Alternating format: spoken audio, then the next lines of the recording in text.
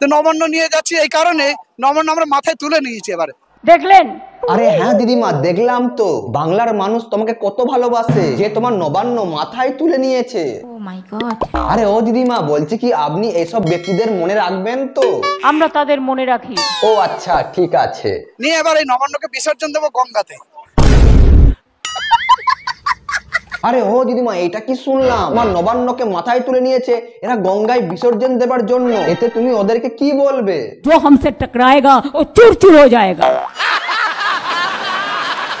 বলছি দাদা, তুমি কি কারণে নবান্নকে বিসর্জন দিতে চাইছো? কারণ এই নবান্নে যত তিনি অপকর্ম বা অসৎ কর্ম করছেন এটা। ও দিদিমা, তাই? এই দাদা কি বলছে? ভাষণ দিচ্ছে। তাই বলছি দিদিমা, এর জন্য আমাদের কি করতে হবে? সবাইকে রাস্তায় নামতে হবে এর জন্য। ঘুঘুর ভাষা হয়ে আছে, এই ঘুঘুর ভাষাকে ভাঙতে হবে আগে। আরে দিদিমা, তোমার নবান্নকে তো এরা ঘুঘুর ভাষা বলছে। আক্কেল দাঁতের মক্কেল হয়েছে। বলছিলেন 14 তলা থেকে মুখ্যমন্ত্রীকে নামা। হ্যাঁ, নামাতে হবে তো, এই জন্যই তো। আরে দেখো দিদিমা, তোমাকে এই মক্কেল তোমাকে 14 তলা থেকে নিচে নামাবে বলছে। কত বড় সাহস! হ্যাঁ দিদিমা, সেইটাই তো, কিছু বলো। চলে আসুন।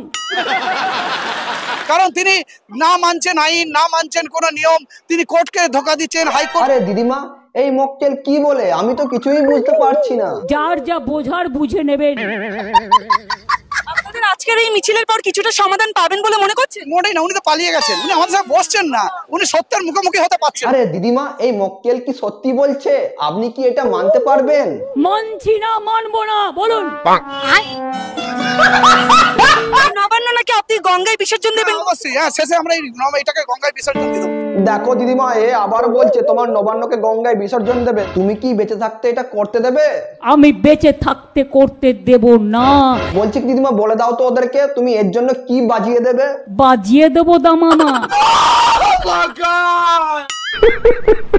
বন্ধুগণ, এই ভিডিওটা শুধুমাত্র এন্টারটেইনমেন্ট আর মজার জন্য বানানো হয়েছে, কেউ খারাপ ভাবে নেবেন না, মজা নেবেন, ভুলে যাবেন।